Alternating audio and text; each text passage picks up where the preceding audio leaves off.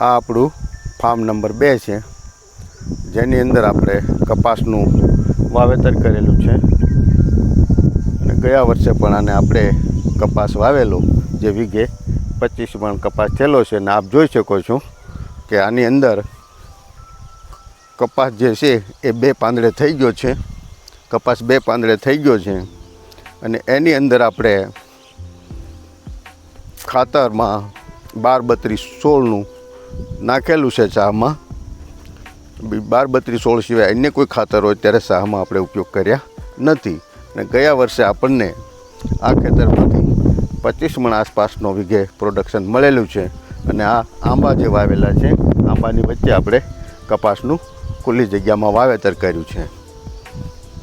અને સંશોધનો એમ કહે છે કે આગોતરા વાવેતર 25 મે આસપાસ કરવાથી કપાસની અંદર સારું પરિણામ મળે છે.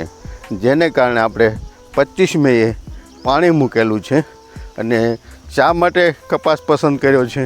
તો કપાસમાં મને પ્રોડક્શન પણ મળે છે, અને આંબાને ઓછું પાણી જોઈએ અને કપાસને પણ ઓછા પાણી જોઈએ છે. એટલા માટે કપાસનું વાવેતર કરેલું છે. ખેતીમાં ખોટ નથી આવતી, નફો વધતા ઓછા પ્રમાણમાં મળે છે. જો તમને આ મારો વિડીયો સારો લાગ્યો હોય તો વિડીયોને લાઈક કરો, શેર કરો, સબસ્ક્રાઈબ કરો અને કોમેન્ટ બોક્સમાં તમારી કોમેન્ટ કરો.